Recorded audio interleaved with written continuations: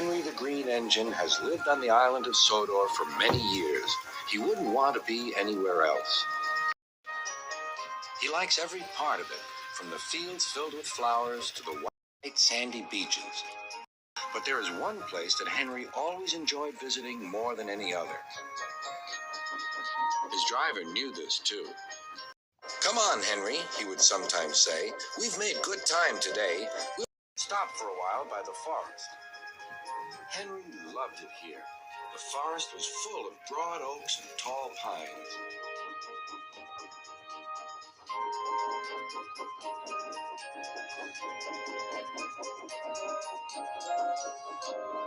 Henry could remember the day long ago when he and Toby brought some new trees to be planted, and Terence and Trevor helped haul them into place.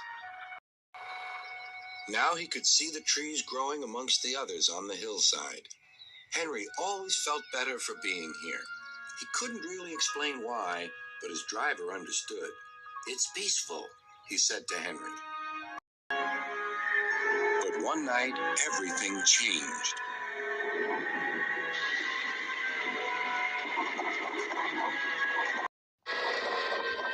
The engines were resting in the shed. "Listen," said Thomas. "Can you hear a strange whistling sound?" "It's the wind blowing outside our shed," replied Toby. "But I've never heard it like this before." "Do you know," added James, "if Gordon wasn't here now, I'd say it was him thundering by with the express." All the engines laughed, except Henry. "I hope the wind won't harm the forest." By morning, the fierce winds had gone, but the damage was done. Henry's driver came to see him in the yard. "Trees have fallen on the line," he said. "We must help clear the tracks." Donald set off with the breakdown train, and Henry followed. Trees lay everywhere. The hillside now looked so bare. Henry felt sad. "What will happen to all the animals who live here?" he thought.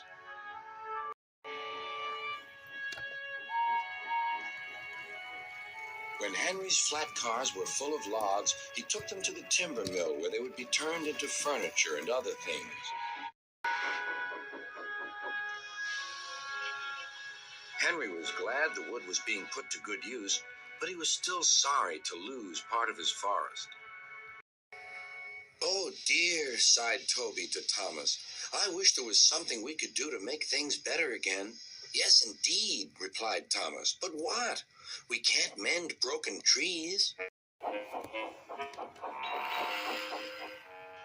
"Hello, Toby," said Sir Topham Hatt. "You do look glum." "I'm sad about the trees," said Toby. "And so is Henry. The forest is a special place to him.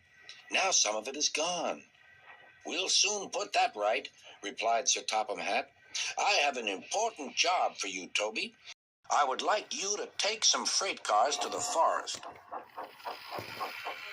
When the freight cars arrived, Toby was delighted. They were full of splendid young trees, all ready for planting.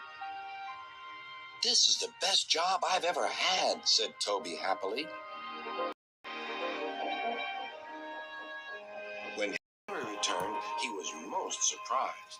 There were Terence and Trevor busily helping the workmen clear the torn stumps and branches. "Look, Henry," called Terence, "we're beginning again. The hillside will look better than ever before. You'll see." Now, whenever Henry stops by the forest, he can see the new trees growing strong and tall.